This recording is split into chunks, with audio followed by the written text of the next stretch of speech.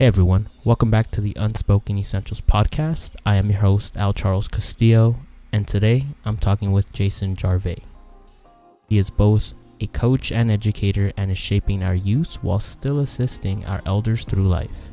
In this episode, we talk about what mentality you should carry when making big decisions, why finding a strong support system and family is important, how perspective could impact the way you view failure, and how journaling could change your life. Without further ado, enjoy the episode. I want to welcome Jason Gervais onto the Unspoken Essentials podcast. I appreciate you sharing your time with us today. Yeah, of course, Charles. It's absolutely my pleasure. How you doing, my friend? Pretty good. Thank you for asking. I appreciate that. Excellent. Awesome. We're going to start off with a little intro. So Jason graduated from Nichols College in Massachusetts with a bachelor's in marketing, started his career at Enterprise Rent-A-Car for 7 years while also still in school. Started off after that as a commercial sales manager at Amco. You went on further to be a realtor for roughly 3 years. After finding success in that, you shifted into a team lead position as well as being the CEO for Keller Williams Realty in West Covina, while at the same time just owning your own real estate company. And then also wanting to make an impact on the youth, you've also become an educator in a public high school. Is there anything I missed or you want to talk about? No, I mean, for the most part, you're spot on. So thank you. I appreciate the nice introduction. I couldn't have said it better myself. Awesome. Thank you. Just to start it off, what ultimately, looking at your LinkedIn, of course, anyone can do that out of their own free will. But what drove you to sales, if you don't mind me asking? That's a good question. I actually wanted to get into government when I was younger. When I say younger, I'm talking like 10, 11, 12 years old. I wanted to be a senator was my goal. And then when I found out how you actually go about doing that and how you really enter at the absolute bottom of the rung and you got to work your way up and you just don't make any money. And that wasn't going to work for me because I needed money to go to college. I needed money to live and survive. So I started basically just using my gift. And one of my gifts or one of my superpowers I have is the ability to create relationships. By the way, I didn't know that at first. I was just something I did without even knowing. And now it's only now that I can actually put a title or put a name to what it was. But that's one of my superpowers is the ability to create relationships. And in sales, that's all it is. Sales is nothing more than creating a relationship, building that trust, and then, getting the person to obviously buy from you, but they're not buying the product, they're buying you. We'll probably talk more about that later. But yeah, definitely. I got into sauce. Exactly, the secret sauce. I got into sales and it came naturally to me. So of course, when something comes natural to you, not that it's easy, because it's not easy by any means, but it helps when you're doing something that comes more easily to you than something else. Couldn't agree anymore. That's what I got. That's how I kind of get into it. Now, I still love government. Don't get me wrong. Matter of fact, I study it to this day, and a lot of business includes a lot of government. So government and regulations and government and business go hand in hand. So I've actually been able to use my degrees and my love of government together. Awesome. Yeah, that's really good. I actually, oddly enough, I find a heavy interest when I was at the end of my high school career and then starting college. Political science really stuck out to me. I kind of just naturally gravitated to it, and I didn't know why until I started taking a little bit more communication classes and started noticing communication and psychology, how they kind of go hand in hand with how monumental it could be and affect your business and how people see you and how they, like you said, trust as a salesman goes a long way with creating certain body language and standing up a little bit more straight, making eye contact, being able to have a bassier voice when you're talking with confidence rather than someone that sounds a little bit more unsure of themselves, Right. I fully agree. Absolutely. Yeah. One big thing that I did notice through the amount of research that I did, when you moved across the country, what type Mhm. of mentality did you carry when you made that big jump? Like Massachusetts to California is even if it's like to Arizona, like how you spoke a little bit Yeah. before the podcast, like that's still a big jump. Like what were you going through? Yeah. So I left Massachusetts and went to Arizona. And I was in Arizona for about 4 years or so. And I was kind of going through some personal things in my life. And my sister, who's always been my number one fan, and I know she's going to be listening to this, so I'll give Julia a huge shout out. Um, she's always been my number one fan, and she lived in Arizona at the time. And what I was going through, I just needed to be around people that loved me, no matter what, no matter what. And so my sister and my mom was out there as well. They were gracious enough to take me in. And at that time, I was I don't know, I was 30 something years old, and the thought of living at home with my mom was kind of weird. But you know what? It's where I needed to be at that time, and that's okay. I'm okay with that. Um, I think family is very important, and family is important all the time, and especially when you're going through something really challenging, something that's earth shattering. My family just stepped up like it was nothing and opened their arms to me, and helped me get back on my feet. And I don't regret what I went through or what happened, because that experience has helped create and form me to who I am today. And I think about it and I say, well, I think about, like, if I didn't go through that, would I still be where I'm at right now? And probably not. My life would be completely different. You think so? Oh yeah, absolutely, without a doubt, without a doubt. That's an awesome story because it teaches you like those opportunities that are gonna make or break you. It gives you either a choice of like destruction or construction, and you kind of build off of that. You know what I mean? You kind of build off of the idea that you have a good strong support system, and lucky for you, it's family. Some people just have that maybe at work or just with their friends, and it's good that you noticed that and you acknowledged it. Not a lot of people they have like this disarray that they don't see it in front of them until it's too late. They acknowledge it when it's already gone, and at that point they just loathe themselves even more with the idea of anger and aggression of not finding success. You know what I mean? Well, I think family shows up in different ways. So for me, family showed up in my physical, my siblings and my parental figure, right? So that my family showed up that way. But I also think you can have family at work. I think you can have family at, let's say you play on I don't know, like a soccer team on Sunday Sunday afternoons, you go play pickup soccer. That could also be a family. Family shows up in different ways. I think the biggest thing is you just have to be open to the fact that family shows up in different ways, different forms, because not all of us have a family unit, Exactly. So I think you just have to be open to, hey, my family is at work, or hey, you know what, my family is, with that group of guys and girls I play with on Sunday at the park when I play pickup soccer, Yeah. It's and really then good. lean into them to help support you. Yeah, definitely. It kind of builds this idea of appreciation for what you have at that moment, no matter how minuscule or how maximum it is. You know what I mean? Because I agree. If you asked me this, whatever, 11, 12 years ago, I probably wouldn't have been able to articulate or tell you anything about it, definitely, because I wasn't, you weren't molded into the shape that you are now. no, Yeah, no. exactly. Where I am now, it took a lot of, and I'll be dead honest, a lot of failing. Our truth, the real truth. It's my life is a constant failure. But the thing is you've been like, when you've like you presented yourself to me when we first met at the job that I work at currently, it's different, just because you've had that failure. Most people would value you as a person of like, just like, how are you still so positive? How are you still so motivated? Well, it's because you don't look at those moments as just moments of failure. They're not just that. They're also moments of opportunity and growth and motivation to test you. Yeah. And that's been the biggest thing is, the opportunity to look at it and say, you know what? You know what it is? It's perspective. Yep. when you're going Definitely. through it, you're in the mud, right? And the mud is so high, you can't see over it. And that's where it becomes challenging. And most people, that's where they have their greatest downfall, is they can't see beyond the mud. They can't get out of the cloud that they're in. They can't see past it.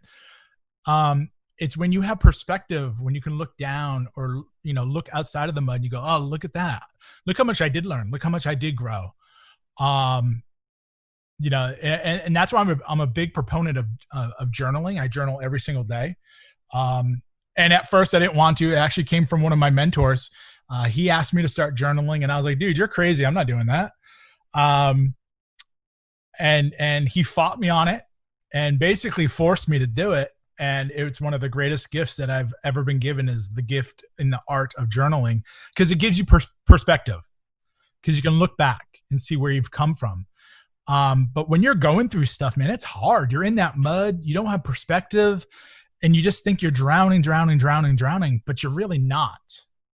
I think another easy way to do it too is because, oddly enough, I actually started last week as well to not do daily journaling, because that would be a little bit tougher for me, but just weekly, like like a recap as to what stands out to me, what I could remember for the entire past week. And majority of the time, maybe it's just because of where I'm at currently, but majority of the time it's just positive perspective. It's just positive remembrances of the events that occurred that are pushing me, that are motivating me, that stand out to me the most. Because if I start noticing that in my journaling, I start talking about the negative, well, let's rearrange that. Let's see what I can fix to try to flip it, like let's try to make good memories and make good events occur, and try to, stop about the bad ones. What are the main benefits that you're noticing that come from journaling? And I appreciate that you shared that you're doing the weekly recap journaling. I think it's okay to write about stuff that is negative, but as you write about, hey, I dropped a 20-pound weight on my foot. Okay, great. Well, that sucks, but what did you learn from it? Exactly. Yeah. So I think you can have negative things, but if you just purely write negative about it, well, then you're going to get more negative. But if you're able to write, hey, I dropped that 20-pound weight on my foot and it sucked, and this is what I learned from it, it's different. It creates like an equilibrium, I guess. Yeah, you do. You have the thing that sucked, dropping that weight on your foot, and then you have, and this is what I learned from it. I need to make sure I fasten it to the counter. I need to make sure I have a better grip when I pick it up, whatever it happens to be, right? Yep. For me, journaling, the biggest thing for me is that perspective ability. So, today is the 22nd of July, right? Mm-hmm. I'm able to go back in my journal and look at the 21st, the 20th, the 19th, or I can go look at March 10th, February 30th, or no, there's no 30th, February 28th. Mm-hmm. I can look in, I could go 2 years back. I could grab one of my old journals. Yep. It gives me the ability to look back to see the growth I've made, or to see the growth I made in the opposite direction. Because you're not always, our goal is to always grow up, right? Grow upwards, grow in, become better versions of ourselves. But sometimes it can help you also identify, I'm going in the wrong direction. Yep, I agree. Yeah, being able to, just the self-realization, that's a really big thing that a lot of people can't come to terms to. They can't realize that they're in a bad spot at that moment, or they could be in a great spot at that moment, and they just kind of, they try to enjoy that moment as much as possible, but don't really see how they can continue on and, like, I guess prepare themselves for the future and carry themselves the same way, Yeah. One big thing that you also brought up is this idea of, like, stuck in the mud, you know what I mean? Like, you're down in the dumps, kind of the idea. Yep. That actually, oddly enough, I was just right before we started recording, I went to the store with my wife, and she was buying like a yoga mat from like a Ross nearby. Mm-hmm. And she says, oh, that's a cool flower. I kind of like the design. I was like, that's actually a lotus. I don't know if you've heard of the lotus flower. Yeah. Yeah. When it's the story behind it, or like the way that flower grows, is just so, I guess, and to me it was impressive, because it's the idea that it strives in the mud. Like it grows off of, like, the negative and the dirtiest pond ever, but then it creates such a beautiful flower to counterbalance, So But that just goes to show that even in the mud or the dirty pond, there's still life there. There's still exactly. nutrients. There's still something in there that will help sustain you Yep. and grow. Exactly. Yeah. Because if the lotus flower can do it, you and I can do it too. Definitely. Even the people listening, you know, I that's the biggest thing that I also have like stressed this on the first episode where I talked by myself for like 10 minutes. I told them that everything that they're going through at this moment is, again, that last word. It's momentarily. It's not going to be the same, you know? Right. They have to know that they have to get through it, and whether it's for the better or for the worse, they're still getting through something. Yeah.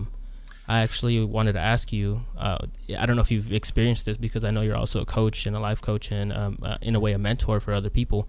Have you noticed anyone that also did that large jump between different coast to coast or even like different states? Do you notice a recurring value that they carry within themselves, or self-driven or anything like that? You know, that's a great question. So one of my best friends, he's actually from England. Okay. And he's That's been a over pond here. jump. That's a big jump, actually. Whoa. Right? Yeah. Makes my jump look like nothing. Yeah. I mean, he's been here 12 years now. And so he made a huge jump. Now, he also has similar traits that I have. Okay. Very goal-oriented, very driven. You know, he's also in sales, and he works with people all over the country. And you know, he goes into work every day just looking, and this is something we both share. If we can help one person, we did our job. And so every day he has the same attitude of, hey, you know, I'm going to help one person, and that's it. So he helps one person. It's 10 o'clock in the morning. He's basically done for the day. Now, he doesn't go home, of course. I'm being figurative, right? Yeah. But he's accomplished his biggest goal, which is just helping somebody. So yeah, my best bud, you know, he's from England, and he's been here for about 12 years or so. And we have similar thought process. And I guess that's why we get along so well, is the ability or the desire for us to grow. You know, because I always want to grow, become the very best version of myself. I'm always looking to surround myself with those types of people.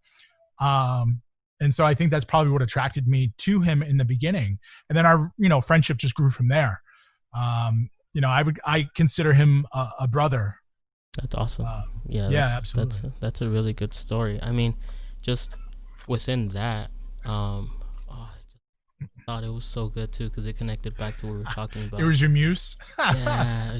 It sucks. It was so good. It was.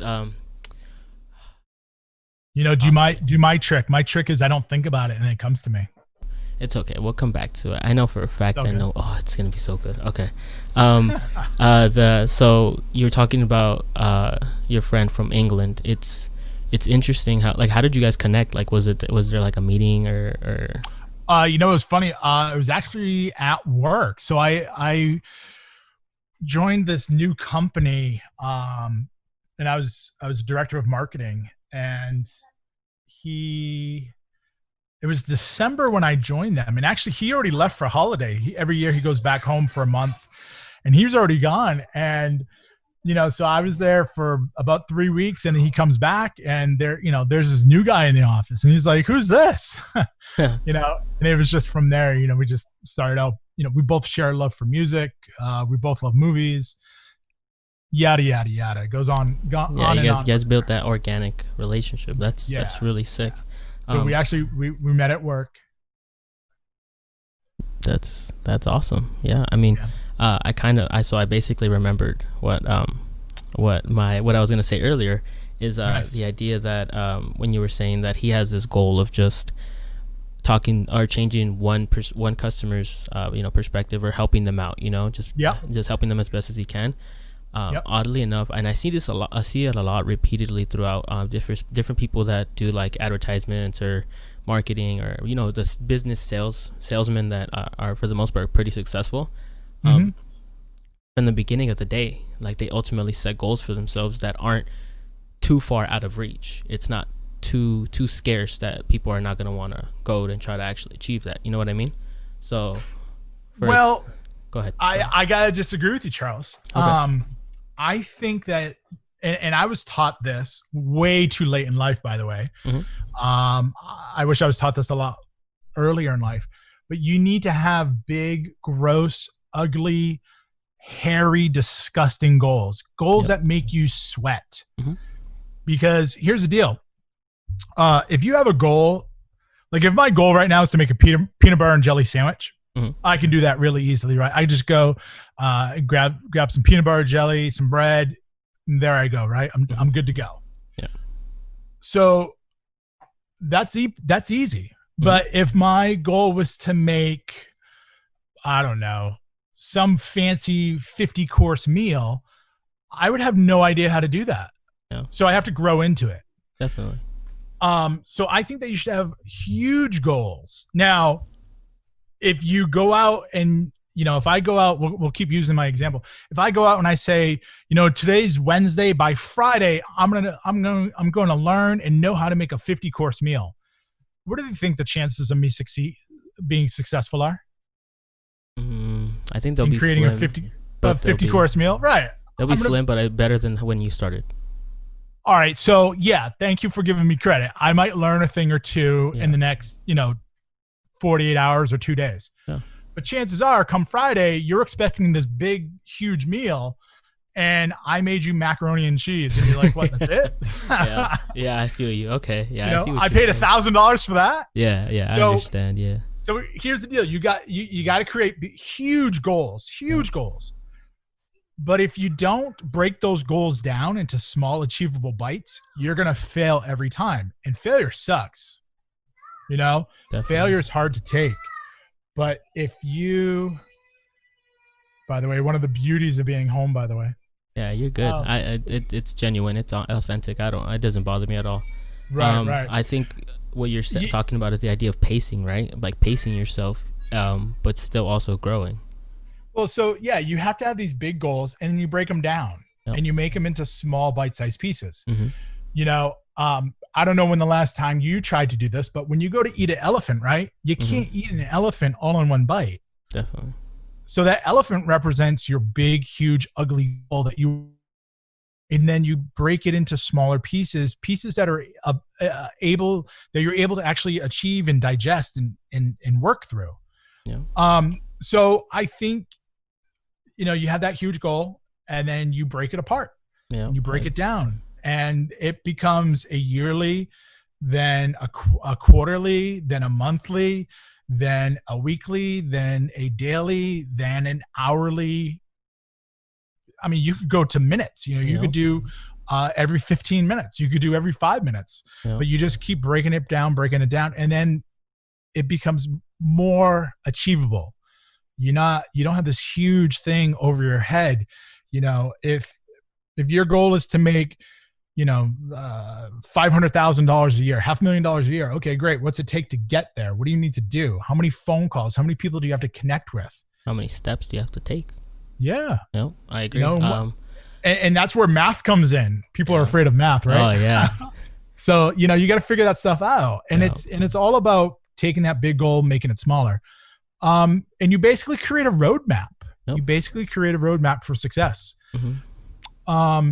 And let me tell you what, when you do get the bumps in the road and the things that throw you off track, it's a lot easier to correct yourself and come back when you have those goals broken down than if you're supposed to have a 50-course meal and learn how to do it in 2 days. And then, you just explode from the pressure. Yeah, I'll bring it back to this specific conversation later on too, because it's gonna be a big thing. What you just said is it intertwines with my whole like concept of what I'm gonna bring up later on. Cool. But ultimately too, what I was trying to say is because they mainly I also learned it from the military aspect that when people are soldiers, they have a daily routine, right? They normally wake up at around 4 or 5 in the morning. They do their bed, but what they're trying to market it or describe it as for the common listeners, that they've already they already put their sheets away, they cleaned up their bed, they made their bed look nice and tidy, right? Mm-hmm. So even if the rest of the day is crap, which you shouldn't already assume that your rest of the day is going to be bad ultimately, but if the rest of the day is already bad, you know for a fact that you're coming home to already a made bed. But what they were mainly saying is that you made your bed today. Okay, cool. What else are you going to do from there? Well, I got to cook for myself. Are you going to go buy something? Or you already made your bed? Yeah, you know what? Let's cook for myself. Let's have a good day, you know? And then it just like, it snowballs into this reactive thing of positive achievement within the day. Even if it's small, it can, like you said, it can be, you want to have those big goals. But for the person that can't even think of that at that moment, I think the biggest thing is that you should just, even your common day to day, have small goals that you know are attainable at that moment. And once you start creating your routine, that's when you can also, like, you know, progress, baby steps. You start thinking about your big goal. Like I started doing that with this podcast. You know, at first I was like, oh, I got to get a cover art. I have to get this ready. I have to get that ready. I have to start talking to my guests, building my connection back up, looking out. And the first 3 to 4 days, it was tough, you know, like no one wanted to get back to me. No one was hitting me. No one was reaching out to me as quickly as I wanted them to. But it's also about patience. You gotta just wait it out and see what's gonna happen, but ultimately still follow those little, you know, accomplish those little goals throughout the day. You know, and so those little goals come from the bigger goal. Yep, exactly. One of the things, and I briefly hit on this, we were talking about journaling. Yep. One of the very first things that I put in my journal every single day is 10 gratitudes, 10 things I'm grateful for. And I teach this to my people too. When you're doing gratitude, a lot of people think that gratitude is nothing more than something you're happy about or grateful for. A lot of people think it has to be something huge, like, you know, I'm grateful for going to the moon today. I'm grateful for solving world hunger. No, it's not that. Gratitude, when you show gratitude, it's the little things. I'm grateful that it's a beautiful, sunny blue sky day. I'm grateful that my dog is happy with me today. I'm grateful that I went on a walk. I'm grateful that I worked out. You know, those are the type of things that a lot of times we think that gratitude is something that's enormous and huge, and it's not. It's little things. Yep. It's the little things. And the whole thing that you talked about with making your bed, that's a goal that you can knock out right away. Yep. And you're already setting the day up for success because you already accomplished something. Definitely. Now, I refuse to get political because it's a huge can of worms. Yeah, so I don't care how you or our people that are listening feel or think about this particular person. Okay. But there's a guy named actually, I don't even know how you say it. I think you say Admiral McRaven. Okay. So his name is William McRaven, Admiral William McRaven. And I want to say it was like, oh boy, maybe 4 or 5 years ago, he wrote a book off of it too. But he has a great speech about making your bed. And you just look it up, make your bed on any search engine, and Admiral William McRaven comes up, and it's an absolute tremendous, fantastic speech about how you're setting yourself up on a daily basis for success. I think that's, I feel like I've seen the exact same thing, just reiterated differently. And it sounds silly, like, hey, make my bed. Nope. But it's the little things. Make your bed, you know, take a shower, brush your teeth, make your breakfast, put the dishes in the dishwasher. It's all those little successes that add up. Exactly. I think, and a lot of people just overlook them. I think it just comes back to the psychological idea of grounding. You know what I mean? Sure. I don't know if you've heard of it. It's basically the technique, because I deal with anxiety occasionally, but it's better now. Before it was really bad, to where I would just generalize like possible like confrontations or different abilities that are like ideas that not even going to be possible. Like it's not even, there's no way. Like if for some reason my car needs gas and I'm like, well, if I go right now, I'm probably going to get mugged. I'll do it later, you know, like, but it's because I'm not grounding myself. So this idea that, I actually spoke to a friend, and what she does is whenever she's having an anxiety attack or she's feeling, like a lot of pressure, her psychologist or therapist told her that, we'll look around the room, count 5 things that are this, 4 things that are this, Three Yeah. things that are this, two things that are, you know what I mean? So in the idea of like grounding, you're kind of doing the same thing with your, like what you're achieving for that day. You know what I mean? Yeah. You can, like I said, you can have those big goals, but ultimately get yourself throughout that day and journal about it, and then see what you can do from there. What can you add? You know what I mean? Yeah. And Charles, I wanna say thank you for telling me about your anxiety, Oh yeah, of course. because, well, here's the deal, man. You're not alone. Yep. You know. Yeah. And I think a lot of people have a challenge with, they don't want to tell people about challenges they have. Anxiety, depression, whatever, right? For some reason, we tuck it under the bed, throw it in the closet, behind all the clothes and the jacket you never wear. Mm-hmm. We put it away because it's seen as weakness, right? Definitely. I think a lot of people see it as a weakness, but it's not. Nope. Dude, oddly enough, sorry, I hate to interrupt. No, but, go ahead. On my screen, and I've had it for a minute. I've had it for like about 2 years on my lock screen now. I put on a note, your anxiety is your power. And this idea that I kind of, at that moment, I kind of was not at the weakest point, but at the most pivotal point where like I reframed the idea of my anxiety. I reframed it to the idea that although I'm stressing out and I'm making up all these other hypotheticals that are not going to come true, someone else may have not actually thought about it, and I'm already prepared for it. All right. I'm stronger than they are because I already assumed something is going to happen. Whether it happens or not doesn't matter. Right. I've used it to my advantage. It's kind of, so oddly enough, when I put that on my lock screen, about a month or two later, I had gotten into the new job where we met, and I had a coworker, and he asked me, what's your lock screen about? And I was like, well, I wrote it down. It's like a reminder to myself. He's like, oh, you have anxiety? And I was like, yeah, I deal with it every day, but it's something that I get overcome, and I feel stronger every time. So I feel it's my power, because he had asked me, well, why? And I gave him the same explanation. Right. He's like, I respect that. Like, that's really big, because some people feel it and don't want to come to terms with it when it could be their biggest strong suit, because a lot of the greatest leaders have to overcome that. You know what I mean? So actually, a lot of the men and women that have done big things in their lives and for the world usually struggle with something. Yep. But here's the deal. We all struggle with something. Okay, so what? Yep. Figure it out. Get some help. Read a book about it. Look at, some websites. Create progress. Just don't be afraid of it, Yep. Grow. And does it suck to talk about? Probably. Yeah. Is it embarrassing? It could be, depending on what it is, right? Mm-hmm. But we all have something, and you gotta figure out what works for you. And it might not be the first thing that you try. Definitely. But just don't give up. And if you need help, or if you need to talk to somebody, go and do it.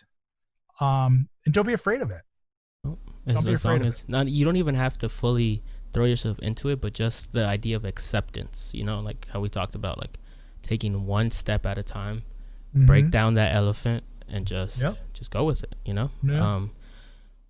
So the next question is actually us bringing up that talk we had about a week ago about the Playbook. Remember that? Yeah. If you want to talk to the peoples and the listeners a little bit about how giving your Playbook to someone is actually a better thing, and how it makes you a stronger individual. So it's interesting. Being in sales, a lot of people think that they have some sort of magic bullet or some secret thing that makes them better than anybody else. And they got it all wrong. Now, they do have something that makes them, quote, better than someone else, but what they think it is not actually what it is. And most people think that they have something that if they share it will give someone else the edge over them. So I'll give you an example. Let's say I do what you're doing right now. Let's say I created a podcast and it's amazing, and I make a ton of money from it. I have huge, viewer or listenership, and you're like, dude, I want to do what you're doing. And you come to me, because I have success. You come to me and you're like, hey, Jason, show me what you're doing. Show me how you did it. I want to do what you're doing. And I say, well, no, beat it. I'm not going to show you what I do. And in my head, I'm like, well, if I show Charles how to do it, then he's going to take my spot and he's going to get what I have. And I don't want to give him what I have. And that's kind of the mentality or the thought process behind it. Now, and this, by the way, is not my original idea. I actually forgot. I don't remember where I picked it up or who I picked it up from or heard it from. But it doesn't matter. This is what it is. You should show the people how you do it. Give them your playbook. So in our scenario, I should take you in. I should say, Charles, this is what I do. This is the equipment I have. This is my thought process for how I found my guests. This is how I create my questions for them. This is how I prep them. This is how I do the post-production. This is how this is my game plan. Yeah, this is my game plan. This is my game book. Here you go. Mm-hmm. I made you a beautiful copy in a 3-ring binder. You told me you like red, so I put it in a red binder for you. Like I gave you the full package. Yeah. Because here's the deal. It's not the equipment. It's not how I come up with my questions. It's none of that. Mm-hmm. What the secret sauce is, bro, is me. Yeah. It's my personality. It's my just your drive. You have different. You are what makes you your own individual. It's me. Yeah. I am the secret sauce. Nope. It's not the equipment. It's not how I ask questions, anything like that. It's the way that I get along and build relationships and things like that. It's my superpowers, right? Yep. So if I give you the exact playbook I do, you will never, ever, ever, ever do it the same way I do. Just like if we flip it and I go to you to learn, I'll never do it the same way you do it. No. As you say that, sorry, I hate to cut you off, go ahead. I just have this idea that, well, if with that being said, what do you think about all these new influencers or social media people that actually use that to their advantage? And instead of giving the playbook, they charge people for their playbook, and they basically give them like a quote unquote course as to how things work. For like social media, like if they grow mm-hmm. into like 100,000 followers on Instagram or whatever, and they teach them how to do it, and they don't find results at that point, it's ultimately the consumer's fault. You know what I mean? Not their fault, but it's their ability to execute the plan and how they find their own sauce. If they can't find their own sauce, it's not going to be as, successful, quote unquote. I have no problem with folks that package up what they're doing and sell it. Yep. I think it's great. Now you could charge for it. You don't have to charge for it. We're not here to debate that. No. I don't have any problem with folks that are charging for it. I agree. I'm okay with it as well. Just to clarify. Yeah, absolutely. And here's the deal. Even if I was charging, let's say Charles, I'll teach you how to do it. It's going to cost you $100. You're like, okay, cool. Well, how I package it up, and you're buying that information. Yep. But no matter how much money you pay, ultimately the success comes down to the individual. And in this case, this example would come down to you, your drive, your desire, yep. but also you as a person. And, as you put more time into things, you get better and better and better. Yep. And a lot of people they want instant success, and it doesn't happen overnight. I couldn't agree And even more. the people that look like they happened overnight, they didn't really. No, those are probably the people that have struggled the most to they're the strongest because they made it seem so effortless. You know what I mean? Now, does that mean that you don't have success right away? No, absolutely. Sometimes you do, yep. Yep. But I'm willing to bet that they put a lot of effort, a lot of time, lots and lots of practice into it. Yep. But basically what I'm saying, though, is give away your playbook, because no one's ever going to be able to do it the same way you do. Yes, sir. They just won't. We are not carbon copies. Exactly. We're all individual. Oddly enough, I was really nitpicking or like micro, perspective as like social media, for example. But honestly, if you really think of this idea or concept in a large scale, that's our educational system. That's college. You're investing so much money, and in hopes to gain so much knowledge and a playbook that 30 people are copying from a lecture, right? Yeah. And ultimately, those 30 people are not all going to be successful, unfortunately, after graduation. It's within themselves that they have to use those moments of education and coaching and guiding through this, so much wisdom and information that's been given, that they have to also, although they're going to school, they also have to figure out and work on themselves. They gotta find that secret sauce. A lot of people don't find it until they're older. You know what I mean? They don't. Yeah. Yeah. Well, and I have no problem. I paid for college. I have no problem with people paying for college. I don't believe college is for everybody. Yep. And that's just my personal belief. Yeah. I know plenty of people that are, matter of fact, I know a guy in Arizona. He welds pipes. So he's a pipe welder. Okay. And the guy makes well into 6 figures a year and gets sent all over the world. Now he just happens to weld oil pipes in a very special type of welding. Mm-hmm. So what he does is a very small niche, but the guy he'll work a couple weeks at a time. It's very dangerous work. But he makes well into 6 figures. So wow. Yeah, I mean, there are plenty of jobs out there that you don't need college degree. You don't need this. You don't need that. Not bagging on college, because college is important too. I learned a whole hell of a lot there. Yeah, me too. But at the same time, you can get what you need in other places. Definitely. So you got to play to your strengths. Yep.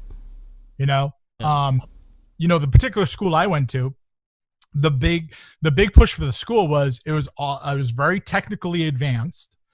And it was mostly all presentation based.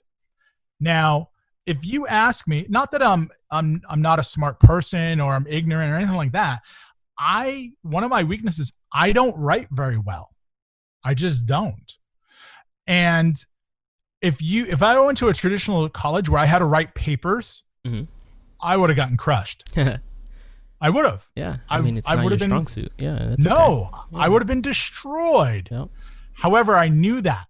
I didn't know much as a kid, but I knew that. I knew that I wasn't good. But I knew that if I'm in front of people, I excel. Yeah. And I actually, it wasn't a mistake that I did, it wasn't like happenstance that I chose Nichols College to go to. I chose it because it was presentation based. Yep. And I knew that, because I know my stuff. I do my work. Yeah. And I knew that if I get in front of people and do my presentation, I'd be good to go. But if you ask me to write that in a paper format, even to this day, I could do it, but it's not my strong suit. But it's not preferred. It's not your preference, basically. I think that's really awesome, because it connects back to the whole idea that you reframed it.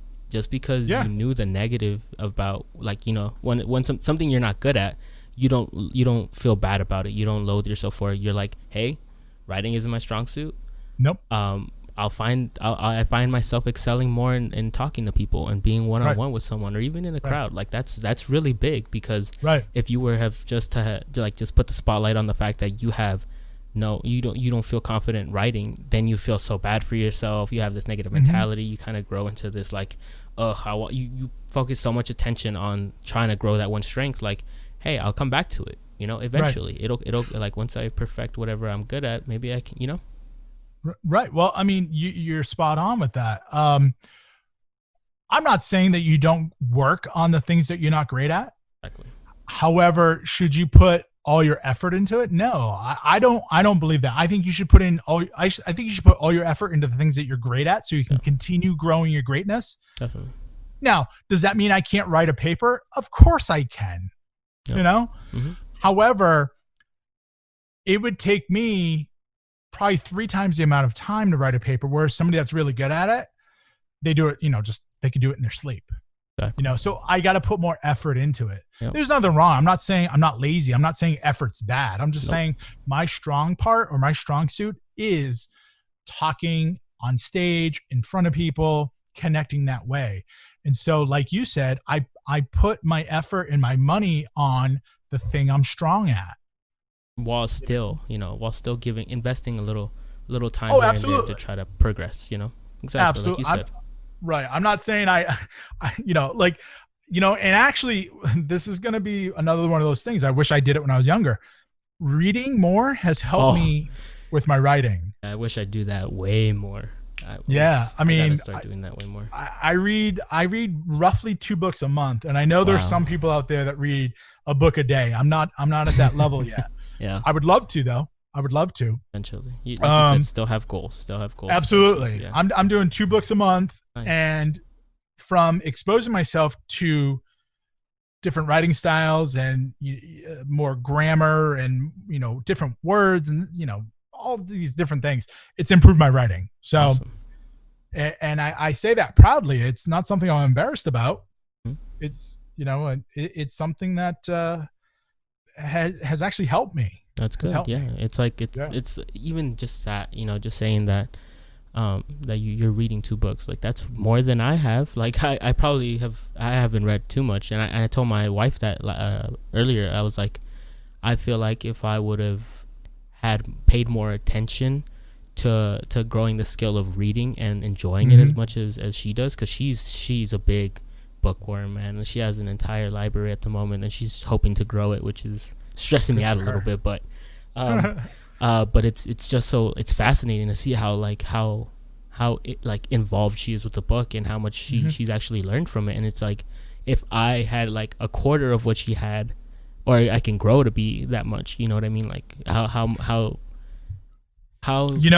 this is a great exercise we can do right now live. Okay. So here's the deal. So let's say, and I'm not talking some Harry Potter book. I'm talking like a normal everyday book. Let's just say it's 300 pages, okay? All right. And let's choose a normal month, not February. Let's just say that we choose a month that has 30 days. Okay. So you take the 300 divided by 30, and that's 10. 10 pages a day. So 300 pages divided by 30, it's 10 pages a day.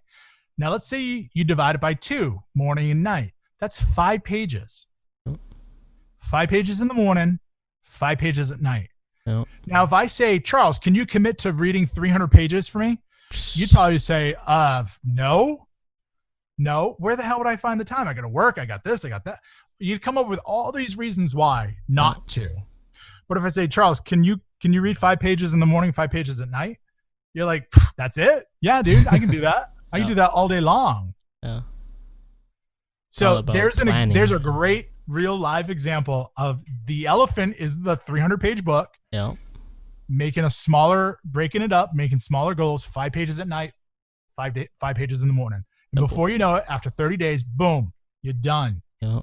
Now, I'm reading my 2 books because I just doubled it. So 10 pages in the morning, 10 pages at night. And there's my 2 books. That's awesome. That's true. I mean, hey, I appreciate that. Thank you so much. That actually, I mean, for anyone listening too, that if whatever you're doing, like, try to implement that exact exercise to what, morph it to whatever you need it to fit. But like you said, like that's ultimate. Like you just gave, that was probably like some of the most valuable stuff that I've currently heard. Well, here's the deal, right? And I don't want to be inappropriate, but instead of sitting on the toilet looking through Twitter and Instagram and Facebook, exactly, that's where you read your 5 damn pages. No. Now, I'm not saying that Twitter and Instagram and Facebook, well, if you're still on Facebook, there's another issue altogether. I'm not saying those things are bad. Yeah. Because I read Twitter a lot because that's where I go to all my information for, stock market and business and things like that and what's happening in government. There's value in that, but at the same time, read a damn book. Yep. Actually, there's a great story, and by no means am I saying it verbatim, but Bill Gates and oh God, his name just escaped me. The guy who owns Berkshire Hathaway. Oh, yikes. Oh my goodness. He'll come back to you. Yeah, he'll come back to me. Yeah. Warren Buffett. There you go. Jeez.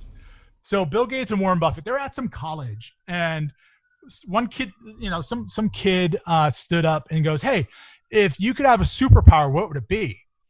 And you say that to most, I want to fly, or I want to go back in time, or whatever, right? Lasers come out of my eyes. And Warren Buffett, his response was, "I want to be able to read at a some crazy pace. I like that. So basically his whole thing was he wished his superpower was that he could read more Yep. so that he then can consume more information. Yep. And, consuming information is what helps you, change yourself. Essentially grow, Grow. Yeah. Just grow. And it's not gaining more information, my brain's going to, grow and expand. It's, information that's helpful to do something for you or do something for others. Yep. Exactly. And that's what he was getting at. But yeah, that's a great story about, his superpower. Now, I still wouldn't mind flying, Yeah, but that'd be of course, no flights. That'd be a cool, right? Yeah. I'm not going to turn down being Superman. Yeah, exactly. But at the same time, the ability to read more and consume more information would be a pretty cool gift. And a lot of people, I know reading's not sexy. It's not something that people are like, yeah, hey, you read? Me too. Yeah, that's awesome. Let's be friends. Yeah, I know. But reading's super important. Yeah, it's super important. Especially when you're working on creating the best version of yourself. Of course. Yeah, I feel that 100%. I'm actually gonna flip the pivot a little bit here. Is it cool if we talk a little bit about real estate? Yeah, sure. Go ahead. Cool. I actually just wanted you to break down because I know, and it's not in a negative manner or anything or negative light to anyone that would take offense if they would. It sucks that you were offended, but for those people listening that don't know the difference between rent, lease, and own, do you mind breaking that down for them? Sure. So renting, a lot of people are renting. Okay. So renting is when you pay someone else for the use of property. Okay. So you find that mostly with apartments, right? Mm-hmm. Somebody owns and it doesn't matter. It could be a single family home, or it could be 500 different apartment units where, 500 different people live in. Okay. You exchange money for the use of the property. So we're in Los Angeles. This is going to be crazy, but the average one bedroom apartment is about $1,950 a month, $1,950 a month. That's insane. Let's just round up and call it $2,000. Yeah, right? Basically, give or take. $2,000 a month for a one bedroom apartment. That's renting. Leasing is practically, real estate wise, practically the same thing. Leasing, renting, it's the same thing. You're exchanging money for the use of something else for a certain amount of time. And the time can be anything. The time could be a day. The time could be 20 years. It's whatever you and the other person agree on. Okay. Okay. Now, most of the time when you're out there, you're going to find leases or rentals for 1 year at a time. Commercial real estate, you're going to find 5, 10, 15, 20, 99-year leases, things like that. Usually commercial real estate's a longer term lease. Okay. But typically for you and I, where we're looking to live somewhere, it's usually year by year. Okay. Okay. Owning is when you buy a property yourself. And for most people, you don't buy it outright. You don't say, hey, here's a big bag of cash. I'd like to buy that place right there. We get a loan, right? Yeah, we finance it somehow. Yeah. But here's the deal, man. Interest rates, which interest is nothing more than the money that you pay to borrow money. So interest rates right now are ridiculously low. Interesting. Yeah, they're below 2.5% right now. And so basically what I'm telling you is the cost that you're going to pay to borrow that sum of money to buy a place is really low. You got to remember, it wasn't that long ago, 10 years, where rates were 5, 6, 7%. And we're in the you said they're under 2.5%?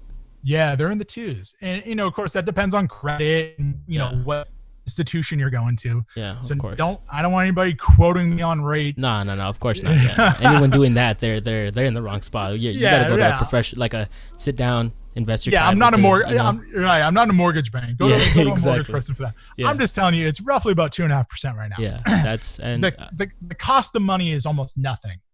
And even there's some people. Sorry, go ahead. Cardone, for example, mm-hmm. he's adamant about not owning your own property. And, that's him. If you want to follow his logic, absolutely go for it. There's nothing wrong with it. It's for different types of people. Yep. I like to own my main residence. My main residence I own. I like to know that if the bottom drops out, I got a place to live. Yep. You know. Ultimately. And you know, I did something a little bit different. I did a 15-year mortgage. So basically I have to pay off the entire amount with interest within 15 years. But the cool thing is I own it outright. Okay. Now, I do give up some benefits of carrying a mortgage. However, in the beautiful state of California where we live, that benefit went away. So it was something called SALT, which is when you pay your interest on the money that you borrowed, you used to be able to write that off against your taxes. And you can no longer do that above a certain dollar amount. It does suck. And here's the real pain. Oh, I almost said a bad word. You're good, dude. I mean, like I told you before, you go ahead. Here's the real pain about it. Yeah. Is because we're in California, I believe, don't quote me again, but I believe it's $450,000. If your house is worth more than $450,000, you can no longer write off the interest that you paid on your mortgage. Which, if you're in California, dude, you can't even get a refrigerator box to live in for $450,000. You know? Yeah. So that pretty much anybody in, well, I guess you could go out to the middle of nowhere and find some places. But if you're in LA proper, yeah, Riverside, Orange County, you're not going to find San Diego. You want a good location, you're not going to find anything for less than $450,000. Yeah, so that pretty much that ability to write off that interest it's not working anymore. So basically, I don't know how much more you want to know, but I'm a proponent of owning your main residence. Yep. And don't rent. I was just about to say that. My next question was, what do you not even recommend? What do you think would be the first best decision for someone that wants to live by themselves, or like even with friends or roommates or anything like that? What do you think is? Don't rent. Okay. Renting, you're basically paying someone else's mortgage. Yep. And thank you, by the way. I appreciate that. But of course, you got to do what you got to do. You got to have a place to live. And whether you live in a car or you live in an apartment, you need a place to live. Yep. So I'm not dissing anybody that's renting. However, you're not creating wealth for yourself. You're creating wealth for somebody else. Yep. And I promise you, from experience, your first house that you buy will be the hardest one you ever buy. And then after that, they become easier and easier and easier. So bust your ass, get your first house, then leverage that house to buy another, and then buy another, and then buy another. You become the landlord. I don't even know if you could say that nowadays with our political climate, but you become the owner, renting it out to other people, and you make money. I was, so I actually have, and this is out of my own experience, bringing it to you. These guys can listen to it. I'm okay with that. I already asked my wife; she's cool with me talking about it. Just gotta go through the wife, of course. Yeah, right. So we've buckled down, and oddly enough, you were talking about, this comes back to the whole elephant segment that we had earlier. Right. I went through all of our expenses. That's why we didn't start late. We actually started early, but I started later than I would like. I went through all of our expenses, took everything down, calculated how much we roughly make at an average, and just cross-referenced it and seen how much it would cost, how much we should be paying or spending each day if we wanted to buy a home within the next 1.5 to 2 years. Yep. So that way it's easier than, I even told her, I was like, if I tell you we have to survive off of $35 each day, and to some people that's minuscule, that's so little, but for us, we want to own or have a property before we actually become 30. You know what I mean? Sure. Our goal is to actually have, whether it's, so I was actually going to ask you about this too. Have you heard of park homes? Park homes? Yeah, it's kind of like trailer homes, but they're trying to they're trying to advertise it a bit differently, but basically like, trailer homes. Yeah. She's starting to look into those, and they're looking I'm not gonna lie, they look very, they beautify them up a little bit. It's in the Calabasas area. It's a little bit nicer. But I told her, even though we own the technical home, we are renting the land. Yeah, you're renting the spot. Yeah, and by the way, that can get pricey. There's no control over it. You get locked into a term or a certain time period. But even with that, there's all these other fees that go on top of it. So I'm not saying it's a bad thing. Just go in with your eyes wide open, Of course. to look at all those fees. Yeah, definitely. Because you're paying that aside from the mortgage or the loan that you paid. Yeah, the loan for the property, for the dwelling, or the structure itself. Yep. Then you're paying rent on the spot. There might be a surcharge for the electric, for the water, for the trash removal. Yep. I'm not saying, and I don't know enough about it to speak intelligently. Of course. I'm just saying, get all the information, go in with your eyes wide open. Yep. Because you don't want to be blindsided by some fee that never goes away, and that you're like, shit, I didn't know about that. Yeah. What do you think about owning like a condo or like a townhouse? I'm fine with that. Okay. Yeah. Just know that, if you buy one here in LA, you'll probably be okay. The challenge is, though, is that some condos people buy them to rent out. And the challenge is that if it's over a certain percentage of people renting versus living in the property, you won't qualify for certain loans. So basically, if the equation is thrown off where, like, say I own a condo, but I've never lived there, I just rent it. Yep. And if there's more people that own the condo and rent it and don't live there, and then you come in looking to buy one, it's possible that the mortgage company or the bank where you're getting the money won't lend it to you because there's more renters than owners that live there. It's not profitable for them. Well, it's not that it's not profitable. It's that who do you think takes better care of something? A renter or the owner of it? Owner. Right? And I know that's kind of messed up to think about, because I know there's a lot of people out there that are like, I rent and I take great care of my property. Well, good for you. Yep. You are in the minority there. Yep. Most people, they're like, I rent it. I don't care. That's why they have the deposit. There's a security deposit. Yep. Right. So the bank looks at it. It's a higher risk for the bank because they're just not going to take care of the property as well as an actual owner who occupies it. Okay.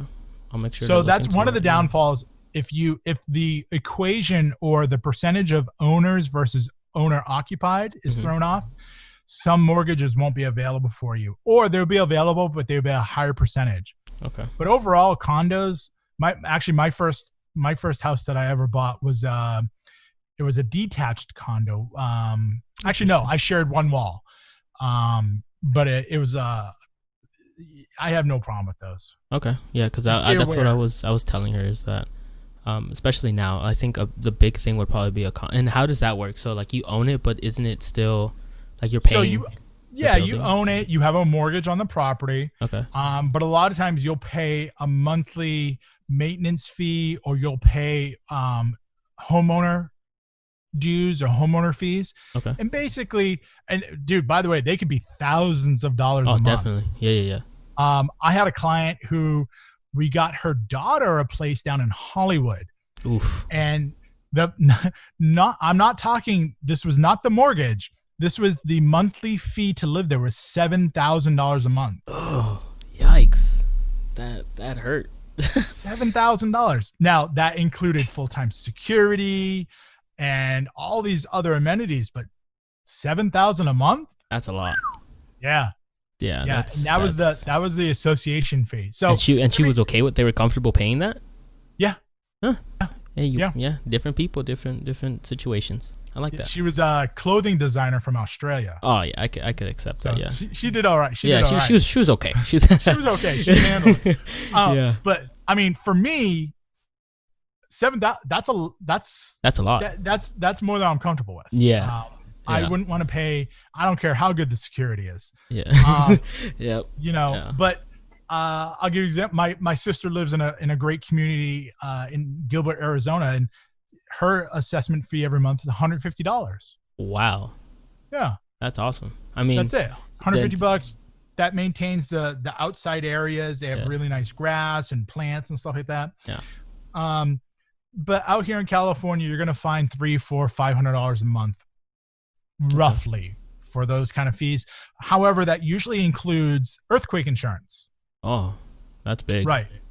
Well, yeah, it can be. When you factor that in, you're like, well, I have to have earthquake insurance, and earthquake insurance costs X amount. So you got to be mindful. You got to know all the fees that are involved. But a condo is a great starter place for a lot of people because it's affordable to get into it. Yeah, I was actually I was just gonna ask you, and this is if from your experiences and what you've noticed, what do you think is because for the most part I already kind of know, like at least 15 to 20% you kind of want to save up as to the actual amount of the home. But for the people that don't like to do the math, what we talked about earlier, people don't like to do math.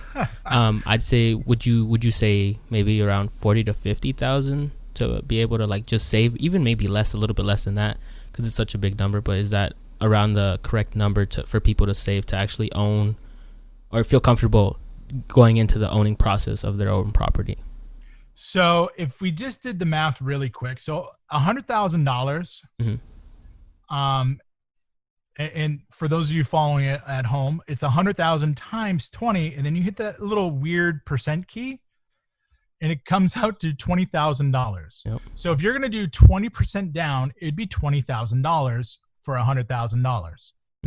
So if you want to figure out how much, let's say it's a $500,000 home, so $500,000 home, you just multiply that by 5. Isn't that 100,000? It's $100,000. Yeah, 100,000. Right. Yep. So now the 20% is like the golden rule, but you can get mortgages that are 5%.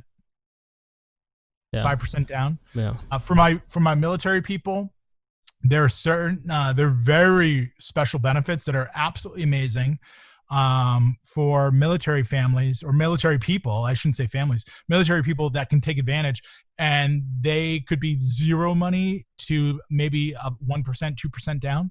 Okay. But the whole idea, the more you put down, the less your payment will be. Yep, and the more negotiable, I guess you can be. You know what I mean? Because they don't. So with the people that don't know, if they go like to 10-15%, you're also gonna take a little bit longer to pay it off. If you're not, if you're just following the payment that they're giving you. If you want to put more, you're always able to do that. Most people don't, but they put, if they hear, even with like the sign and drive, say we talk about a little bit about cars, like the whole Volkswagen sign and drive, put zero down, just give us a signature and you're all good. Well, they don't, on the backhand, they don't tell you that, well, you're going to have to be paying that car off for it, depending if you want to own it, to like 15 years, 10 years, because you're not giving them enough to be able to, trust you. And that goes into the idea of credit. And that's a whole nother big gorilla. It's not so much trust. The challenge is that consumers, and we're all consumers, we are concerned about the cost right now. How much per month is it going to cost me? We don't think about the interest or how long it takes to pay off. Now, you're talking to a guy that gets a new car every year or every 2 years. That's fine. Lease, I assume? Yeah, lease. Okay, now, that's cool. And granted, people are like, oh, lease, it's not worth anything. I know it's not worth anything. But I'm okay with that. The thing is that you have the luxury to change your luxury cars. I do. You know what I mean? And I'm okay with that. Yep.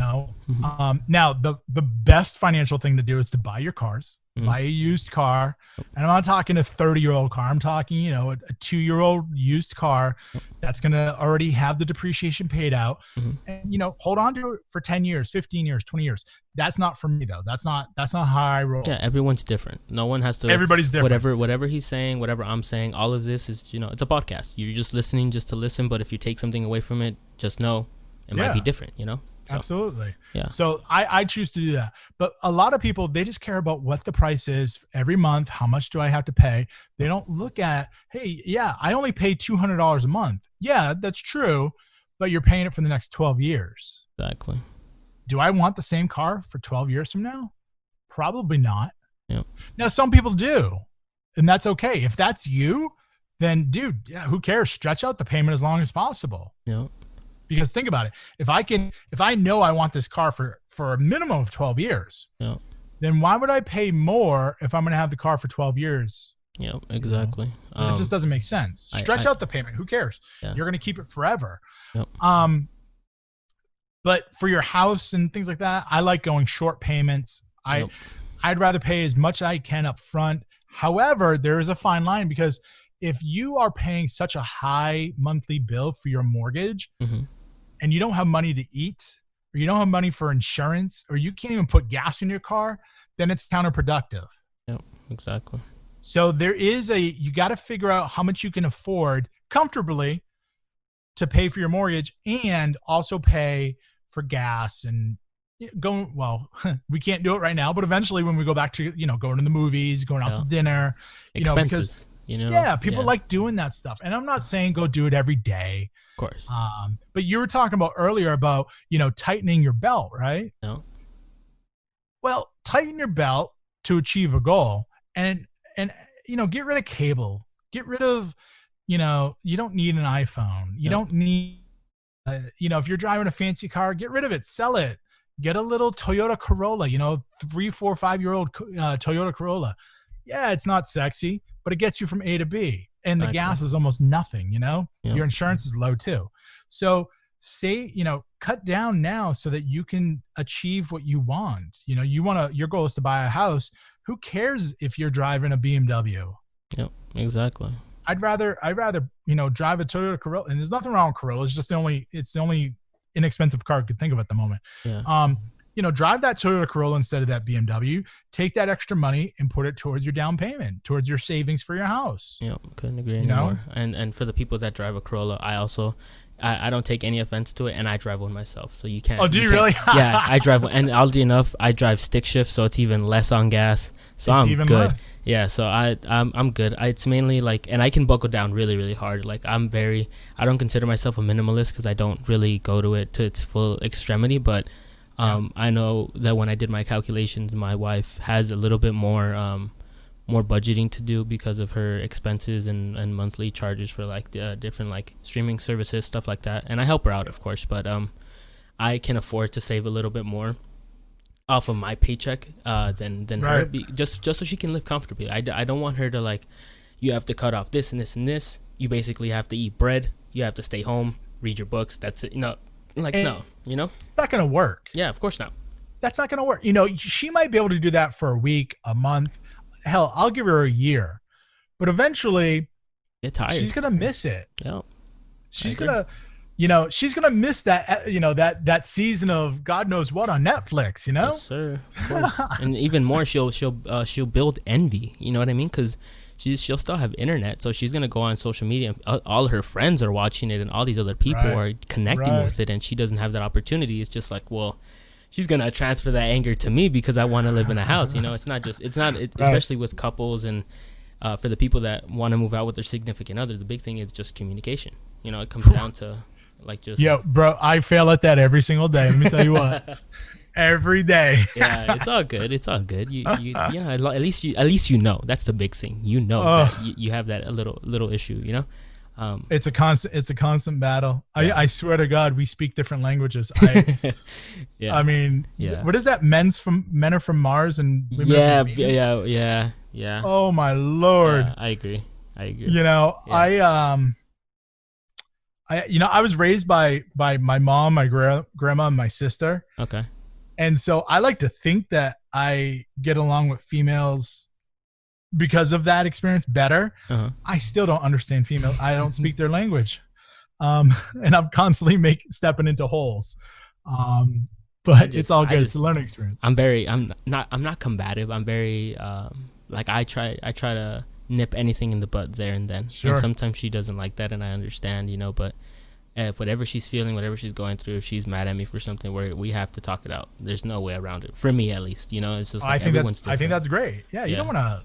There's too much. You invest so much time in being angry that you could have invested in something else. That's what I always go by. Oh, that energy. Oh my God. Yes. Yeah. Well, not only that, but God forbid, and God forbid this happen. Imagine leaving the house. It's 5:00 in the morning. You're going. You're going out to the car to go to work, and you have an argument, and you leave angry, and then God forbid, somebody gets into a car accident. Yep. And your last memory of that person being angry was being angry. Oh, that's a big thing. I had to deal with a lot of loss in life early on, so it kind of I already know what that's like. That's why I cherish and value as much time, and that's why I try not to. If you meet me, which you did, I'm not a very aggressive, angry person. I'm kind of very like No, nice. you're super chill. Yeah, I You're try very to be polite. Yeah, Yep. because there's it's easier and so much you can save so much more time by just being nice and Yeah. being cool and like just adjusting to people and how they act, like that's the whole. Remember how we were talking about psychology and communication? Whoever's studying that, you have the key. Oh, you just the sauce, you got to find your sauce. Find what you got, see where it can fit, and just put it on everything. So I think we're doing really good. I'm gonna end it with this last segment, which is the bridge segment. I talked to you a little bit about that, of me asking someone that's starting out in the career that you've found success in for the most part. And her name is Monica. She's she's a 22-year-old. She's a retail associate. Okay. And at the moment, she is trying to find success in real estate. Ultimately wants to own her own real estate company. And she has 3 questions for you. You can answer them one at a time and however long you want. Okay. Okay.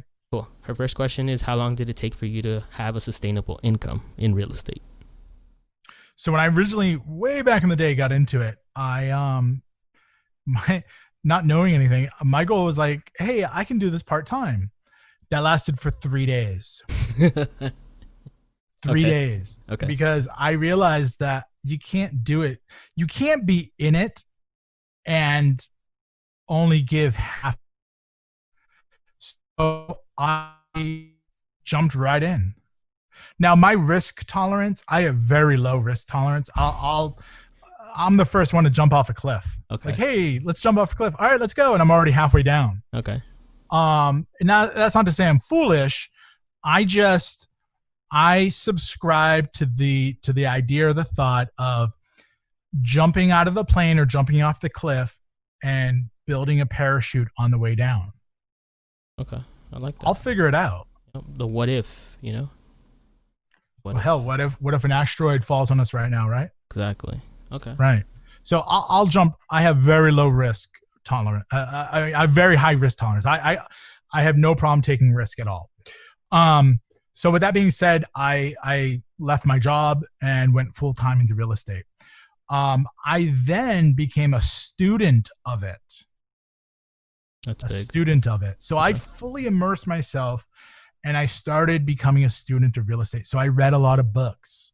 One of the best books, and I did it. I mean, there's all different ways you can read it, but I feel I did it in reverse.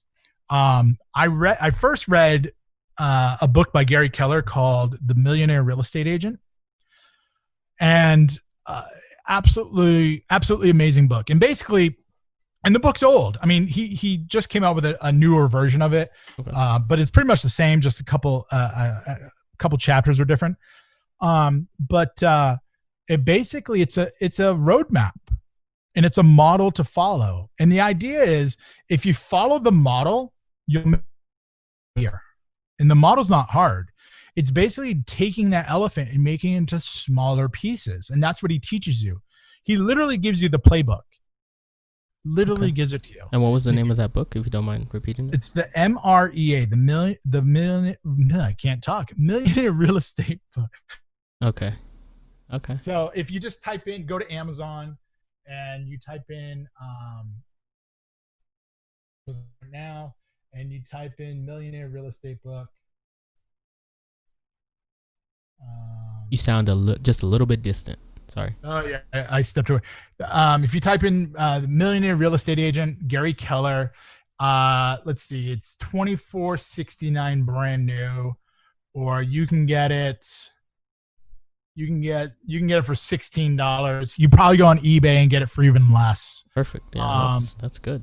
But yeah, you should see I'm looking at it in my bookcase right now. My bookcase is just to the left of me in my office. Mine is ripped and doggy-eared and paper clips and notes hanging out of it, because I basically took that and I just followed the model. Now, I know that sounds silly because you were like, what do you mean follow the model? Dude, it's a recipe. Follow the recipe. Oh. And Gary literally says in the book, do not become creative in the beginning. And people are like, well, that's not me. You know, that's not, what's the word? That's not me. That's not authentic. Yeah. Well, you know what, dude, you're following a model. Yep.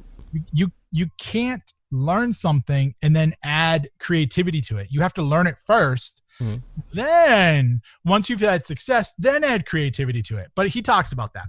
So that was one of the very first books I read. Now, I said I did it in reverse. I would have preferred to have read, and this is another Gary Keller pitch, by the way, The One Thing, a book called The One Thing. One Thing. And it is on the Amazon. You can get it for, let's see, what is it? $12. $12. Yep. That's not bad. Yep, you can get it for $12. I'm willing to bet if you go to eBay, it's probably half that. It's probably $4 or $5. Okay. But it's called The One Thing, and basically, The One Thing teaches you about discipline. Most people think discipline's a bad thing. Discipline is not bad. Okay. Discipline is what we talked about earlier about making your bed. Yes, sir. So it talks about how to create a schedule, how to become disciplined, how. You know, it's funny. We all have our iPhones or, you know, what are those things? Samsung devices, yep. whatever phone you have, right? Mm-hmm. And I have an iPhone. I don't know what other phones look like, but in the top right-hand corner of my phone is a little thing that looks like a battery. Oh, yeah. And right now mine is showing 42%. But this morning when I picked this thing up off of my night table, it showed 100%. And Gary makes this really simple analogy that we are just like our iPhones. In the morning, we have the most energy. And then as the day goes, our energy goes down. So he subscribes, or he talks about how you should do the hardest thing you need to do first thing in the morning when you have the most energy. Yep. Brian Tracy, this guy named Brian Tracy, also talks about that in a book called Eat the Frog, where most people don't want to eat frogs, although frogs' legs are amazing. But Brian Tracy talks about the exact same concept of eating the frog, doing the hardest, most disgusting thing that you need to do first thing in the morning, because that's when you have the most energy. Interesting. Yeah, I think I heard I don't know if it was a YouTube video or if like an Instagram post, but someone said that even just creatively, like if you're a creative and you're making YouTube videos or you're creating podcasts or you're editing or whatever you are, mm-hmm. the best time to flex your muscles is in the morning, is when you have that energy, because a lot of the people that want to be photographers, they want to be videographers, they're doing it part-time after their full-time job. Well, the thing is that you're already tired from work. You don't want to, you're going to think of it as a chore. And once you start doing that, you're never going to want to do it. Your battery's worn down, just like we look at our silly phone batteries. Yep, exactly. We don't think of ourselves as a battery, but we really are. Yep. You have to learn to flip it. You gotta recharge yourself. Exactly. So if I had to do it again, I would read The One Thing first, and then I would read the MREA, the Millionaire Real Estate book. Okay. Millionaire Real Estate Agent book, excuse me. And I would just follow those two models. Now, I know that sounds really simplistic, but that's what I followed, and I had success. That's what I followed. How long roughly do you think? Like, when was the first, like, your big check that you're like, oh, I'm in the positive, I got some revenue now type of ideal, if it ever hit you like that? I am. Anybody that knows me knows I'm not normal. So okay. What are those commercials where they say results are not guaranteed? Yeah, results may vary. Yeah, results might vary. Yeah. So my first house that I sold that I made good money on was I sold a $1.25 million home my third month. Third month. Holy. Yep. Now that sounds sexy and all, like, wow, dude, that's a ton of money. And it was. Yeah. But I did a whole lot of work to get there. I bet. I did a whole lot of work. Night and day, sleepless nights, communicating, networking, getting out there, reading books. Yeah, it's There was a lot of work. Yeah, exactly. And you make it, like you said, like we said it earlier, effortless. The reason why it's effortless, it's because there was so much work that went into it. You know, well, it was effortless because it was 8 years ago. Yep. You know, so now I can look back and be like, oh, that was nothing, dude. That was, you know, I woke up and I made $30,000. No, it wasn't. Yeah. Back to it, and it was a ton of work. Yeah. And mostly failures, by the way. I mean, God, I screwed up majorly a lot. But I was surrounded by people that supported me. And I'm not talking like my family. I'm talking like other people inside my company that stepped up to help me, to show me this, to walk me through that challenge. Yeah. You know, so I had great people around me. And you actually just answered the second question she had, which was how, when you first started, did you work in a company or was it independently? Yeah, you know, it's funny. I almost joined a single person real estate company. Oof. And I'm glad I didn't. Interesting. I'm glad I didn't. Any reason why? Well, yeah, and it didn't make sense at first. I was thinking about it backwards. Okay. I was thinking that if I joined a one-person company, well, that person is going to be able to give me 100% of their time. I wasn't thinking big enough. And I wasn't thinking about training and experience and things that they could bring to the table. So do you think that a company that a one person owns has the resources to bring in, let's just say it's a speaker, someone that goes around speaking, and they charge $100,000. Do you think a one person shop could afford a speaker that costs $100,000? No, not if they probably already not have the overhead or something like that. Right. Probably they couldn't afford it. Yeah. So, you know, I had those type of experiences where I was able to meet and go to events where the speaker that was speaking to us, teaching us, easily collected $100,000 for that time that they shared with us. That speaking engagement. Yeah, that speaking engagement, easily $100,000. I wouldn't have had those experiences. I was thinking about. Luckily, though, this guy named Chad Schlotterback, I'll give him a shout out. my brother from Iowa. Okay. I met him, and you know, he kind of got me thinking that maybe I should be with Keller Williams. I'm not telling you go join Keller Williams, although it is the best real estate company in the world. I'm not telling you go join them, but you should.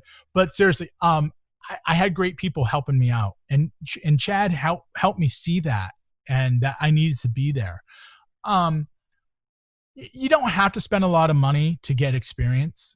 However, the size of the company and the ability of the training, coaching, and consulting that they were able to bring to me, I found value in that. And that value, even though I'm out of the game now, that value, I still use it every day, because now I do it with the people that I'm coaching or the people that I'm talking to in class, and the people, you know, just even talking to you. Yep. A lot of stuff I'm using and talking about was stuff I learned from the experiences that I gained while being at Keller Williams. Yeah, and I appreciate you sharing that information with absolutely. us today. And I wouldn't have gotten that if I went to a one-person shop. Definitely. So I think the reason, and just to expand that out a little bit more for people that just want to have it like a little more condensed, the reason why he wouldn't have found success in a one-person shop is because that one person they have so much aspect and have to invest so much more time in other things that are going on that you're by yourself.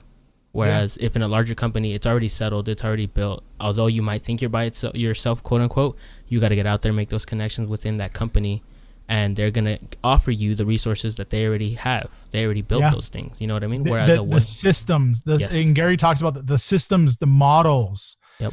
Most people, when they get into real estate because they want flexibility. Yep. And they say that 10 times out of 10. Well, why do you want to get in real estate? I want to be flexible. I want to be my own boss. To be hugely successful, that comes later in life. The flexibility comes later. But in the beginning, there's no flexibility. It's 12, 13, 14-hour days. Yep, exactly. You know? Now, that flexibility comes later in life. Don't get me wrong. You know, you see these folks on TV and they make it look, you know, amazing and awesome and just living the dream. And they are. But you don't see the 10 or 15 years of sweat and tears they put into it before they got their TV break. Exactly. You know, you got to put in the effort in the beginning before you reap the reward. Couldn't agree anymore.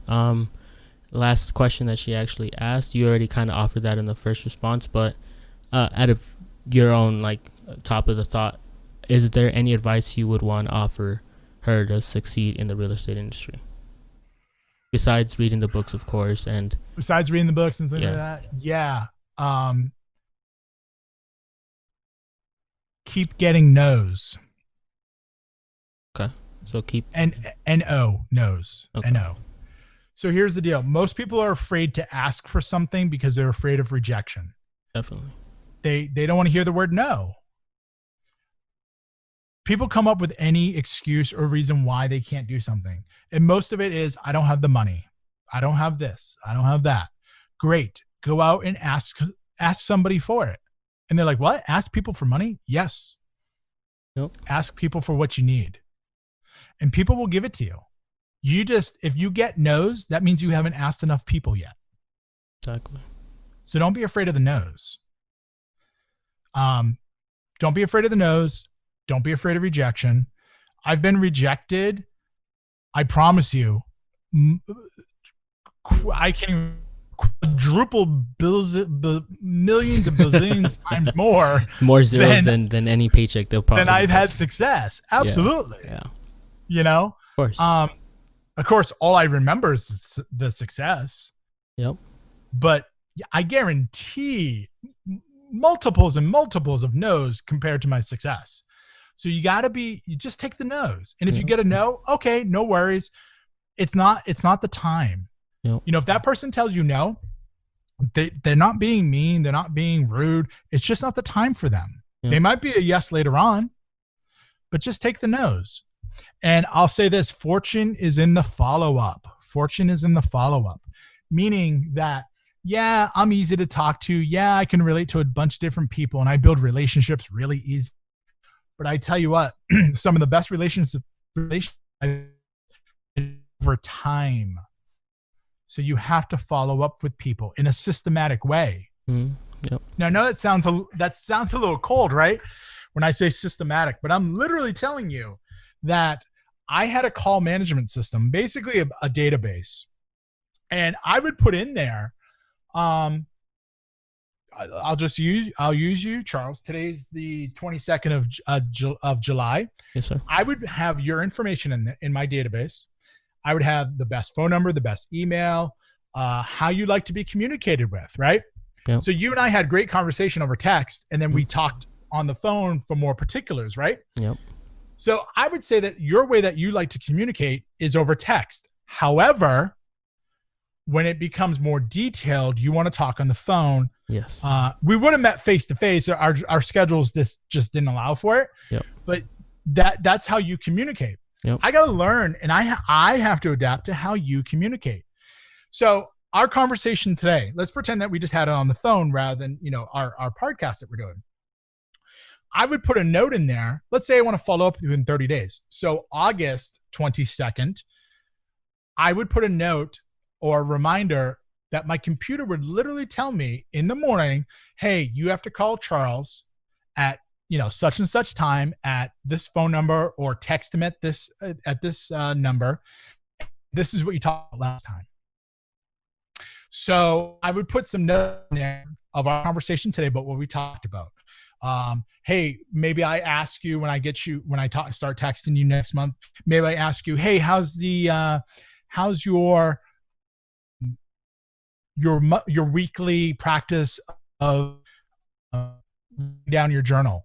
Are you still doing it? Have you changed it doing daily? Or are you still doing weekly? How is that? So I would bring up and reference things that we talked about today, 30 days from now. Does that make sense? Definitely. I actually do that at work because I have to deal with people's personal orders, and majority of the time it's for their business, so right. They have to have deliveries. Our system works on a follow-up basis where I'm starting to do it more often, where I create an order for someone, I'm going to do a follow-up at least maybe 2 to 3 days before the delivery, even if it's within the same week, just to let them know, hey, everything's going good. You don't have to worry about it. The delivery is going to come. Is there anything that you'd like to add? Is there anything, Yep. anything that I could also assist you with while we still have you on the phone for whatever reason? Right. And here's the deal. Like, I know some people are listening right now saying, boy, putting that conversation into a computer software, that sounds really cold. That doesn't sound authentic. They're going to come up with all these different words. Well, maybe I could remember our conversation if I'm only dealing with you, Charles, right? Exactly. However, if I'm talking to 15, 20, 30, 40 different people a day, Yes. and yes, if you want to make big income, you got to talk to a lot of people. Yep. I'm never going to remember all that. I can't remember that. It's impossible. No. I have to write notes. Now you could do a paper version, and there's no problem with that. Matter of fact, I often, because you can write faster than you can type, Okay. I would write it out, and then I would have my assistant put into the computer. But fortune's in the follow-up, and the more I follow up with someone, the more the better relationship, the deeper the relationship I can create, and then there's more opportunity to work with that person. Now, what that opportunity is, that's different, right? It could be I could sell you something, I could add more value to what I've already sold you, or hell, maybe we just become friends. Yep. I don't see why that would be a bad idea too. Right? Yeah, there's nothing wrong with that. But fortune is in the follow-up, and fortune's different for every person, but fortune is in the follow-up. If you don't follow up with people, somebody else will. And typically, the person that follows up the most will make the sale or get whatever they wanted out of that relationship. And you got to follow up. She has to, ultimately, if she's listening, Monica, also make sure that that you're dedicating time to it. It's not, you don't, like, even if you can't do it that moment, make a voice memo, make a note of it. And then if you can't do it right there and then, come back to it, create a day for it. Like you said, break it into smaller segments. If you can't do it that moment, maybe make, an hour of each day. Hey, I have to make sure to follow up with whatever clients I speak to today. Right. Well, I mean, that's another conversation altogether. It comes down to setting up your day, how you use your time in your day. That's a whole nother conversation. But there again, you should be doing that first thing for single day is where you're reaching out to your clients. Awesome. New clients. Exactly. Not new clients. Yeah. Is there anything that I possibly missed that you wanted to talk about or expand about a little bit more that we've covered so far, or anything like that? I've talked to, when you brought something up, I've circled back. I've done a pretty good job at that. I would just say, people that are listening right now, you got to ask for what you want. If there's someone that, if you need something, you need money, you need investment, whatever the hell you need, ask for it. Also, get yourself a mentor. Now, some people know what a mentor is, some don't. A mentor is nothing more than someone that you can go to and ask questions, bounce ideas off of. Get a mentor. Yep. Some mentors you pay, some you don't. But find a mentor. Usually a mentor will show up. Usually a mentor could be a previous teacher, a previous professor. It could be someone you did business with. It could be someone you randomly met in a store. Yep. Right, Charles? Yep, exactly. But find a mentor, and that just because you found one mentor doesn't mean that you'll be with them your entire life. Yes. As you grow, you'll outgrow your mentor, and that's okay. There's nothing wrong with that. It's part of the life cycle. So just like you're the sum of the 5 people that you hang out with, and the people you hang out with now won't be the people you end up with. Yep. You will grow in and out of relationships. Hopefully you grow up, right? You're with your group now, and this is going to sound cold to some people, but eventually you're going to outgrow those people. We don't all grow up the same. We don't grow at the same pace. So you have to replace those people that you're friends with now with new people. Yep. Exactly. Because if you're not growing, then you're stagnant. Oh, that's my aside from, so I have two recent two new recent fears of life Yeah. that I Got it. actually just thought of, and one of them is becoming complacent and stagnant, Mm-hmm. and the second one is dying too young because of me just doing this podcast. So many people have like reached out and like not depended but like showed their like appreciation for what I'm doing, Sure. that it's like it just now it actually drives me. So what could drive you could also make you fearful in the future because you don't know what like it's a good thing though. The fear is always good because it pushes you. You just have to reframe it, you know? Well, I love asking this question. If God forbid, we were all to die in 30 days, would you live your life differently? And 100 out of 100 times, everybody in that I ask says yes. And aren't you living your life to the fullest right now? Yeah, I don't, to be completely honest with you, if maybe it was different, I would technically live my life differently, but to be honest, no.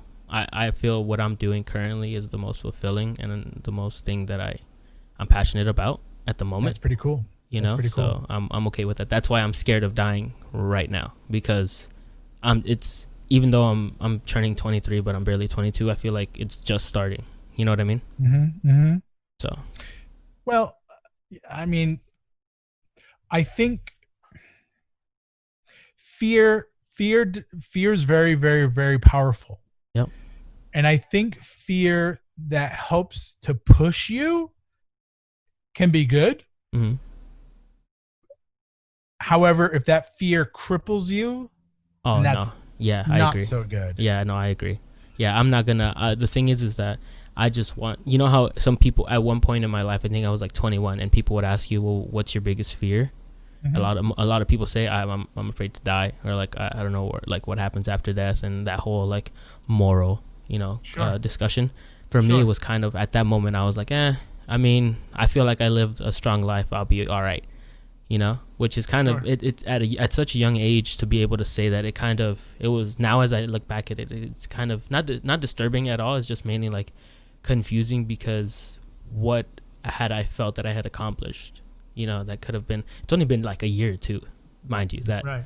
that like so much has changed and so many opportunities have risen that it kind of showed me that there's more. So for me, it's mainly like the idea that there's more out there for me. This is just the tip of the iceberg. I feel it. As I told my wife too, when we were talking about like having our own property already at such a young age, is just, mind you, because I'm 22, she's 2 years younger than me, so she's 20. So She's 20. Oh yeah, my God. Could you imagine? Think about it like this. Most people never end up owning their own property. I know, Because they just keep refinancing it, right? of course. But could you imagine let's take your wife, because she's 20, the number's just easier, right? Of course. Let's just imagine you have a 30-year mortgage. By the time she's 50, No. you will own that house outright. Now imagine if you get a 15, Oh, that's the goal. 35 years old, Yep. you'll own your property outright. That's- Most people that are 35, they don't even know what the hell they're doing. Hell, people in their 40s and 50s just don't even know what they're doing. Could you imagine? Oh my God, you'd be so far ahead of the game. That's honestly, Jason, that's the goal. Is just, I want, like you said, with of course my personal goal was the condo or like a townhouse. She's Sure. the one that found the park home, and Yep. if it makes her feel comfortable and we can figure out the fees, and like you said, Yeah. I'll be cool with it. The only thing is that I hope to be, when I'm like, the position I want to be at when I'm 35 is having one property already down, Yep. having a tenant that wants to lease or rent, whatever they want to do, Mm-hmm. have them pay for it. And this is and for the people listening, if they think this is bad, or this is how for the most part real estate works, or owning property works, is that they pay for whatever you've already paid off. Technically, you can charge them, say your monthly mortgage was $1,700 for the property, you Sure. can charge them maybe $1,800, and also use that, pay whatever fees you need to for that property, and then use that to also pay for the current property that you're at. Absolutely. You know what I mean? And Absolutely. and a lot of people don't see it that way, but that's Well, yeah, that's how the game is, bro. I mean, yeah. Your first property that you rent, you're not going to make a ton of money on, Of course. but you'll make $100, $200, $300, $400 a month, and you put that in the bank. Yep. Now imagine if you had 10 properties, Exactly. and let's just say it's $300 a month. So you have 10 properties that make $300 a month. That's $3,000 a month. Mm-hmm. That's passive income. That's Exactly. money that you don't have to work. You don't have to go 9 to 5 for. That's Exactly. $3,000. Whatever I was like in my head, I was like passive income, and okay. Eventually, it's gonna be a long episode. So maybe we'll have a second episode later down if I create another season or something, or if you're really interested. Yeah, dude, in I definitely think we should talk some more. Definitely. God knows I like to talk. Yeah, but, of course, same here. There's it's crazy when you start thinking about. Don't go in saying, "Hey, I got to make $10,000 a month." No, make $100, $200. Nope. But then when you start multiplying that across 1 property, 2 properties, 10 properties, 50 properties, yep. People go 50 properties. Oh my God, I can't. Why can't you own 50 properties? Exactly. You think it's harder to own 50 than own 1? No, and the thing is that that's how a lot of these fortunate families have built like a fortune for generations, is that they have that land. No matter what anyone will tell you, owning land with whatever state it's in is going to be the most valuable asset that you can have. Absolutely. Yeah. And imagine those people that had the foresight to own, I don't know, 20 acres in the middle of nowhere. Yep. And then that middle of nowhere becomes Encino or Sherman Oaks, or whatever. Once upon a time, it was the middle of nowhere. Yeah. And then people want to develop it. People, corporations or companies want to move in, and then, that middle of nowhere piece of land turns into, millions of dollars a year of income. Yeah. So people do have that foresight where they buy in the middle of nowhere. It might take 30 years, but the carrying costs is the amount of money that you have to pay every month to carry or to have that property. The carrying cost is relatively low. Yep. Taxes and stuff. Exactly. But yeah, I mean, I'd love to talk more. We can always do something in the future. Of course. I have no problem doing that. I was actually just going to ask you right before I go ahead and exit the podcast. Is there anything, or we already asked you if there's anything you wanted to talk about. More so, do you want to share any like social media, websites, or just I'm promo super anything? Easy to find. Yeah, no, I appreciate that. I'm super easy to find. Just do any sort of open up a search engine and just type in my name, Jason, Jason, and the last name's Gervais. So it's Ger, V as in Victor, AIS as in Sam. And you can hit me up on absolutely anything. Just, contact me if there's any way I can be of service. And I most likely I won't know the answer. Mm-hmm. I'll be dead honest. Probably won't know the answer, but the cool thing is I'll know who to go to get the answer. So, hit me up if you need something, any way I can be of service. And Charles, I really appreciate the time that we shared together. I know we talked about a lot of different things. So, if there's anything that we could, maybe we do something in the future. But I know we talked about a lot of different things, but it was an absolute honor and a pleasure. And I really appreciate you, and I appreciate what you're doing. Not just for others, but for yourself too, and how you're going through your growth. We're all on growth trajectories. But I appreciate the hustle and the grind that you put into yours. I appreciate that. Thank you. Thank you for noticing. That's always a big thing, is the acknowledgement, Well, hey, I mean, it's when you, I acknowledge, not to just acknowledge though. If you suck, man, I'd tell you that. Yeah. If I tell you, hey, great job, it's because I really mean it. Okay. So I appreciate you, man. I really do. Well, thank you for coming onto the podcast and sharing as much information, knowledge, and wisdom as you have, and I appreciate it. Yeah, it's my pleasure. Thank you. I hope you enjoyed this episode. If you want to reach out to me and let me know what you think, make sure to follow us on Instagram at The Unspoken Essentials. If you're listening on Apple Podcasts, we'd appreciate a review. And if you're listening to us on any other platforms, make sure to share us with your friends who maybe want to work in sales or the real estate industry. Ultimately, have a great day, and we'll catch you on the next one.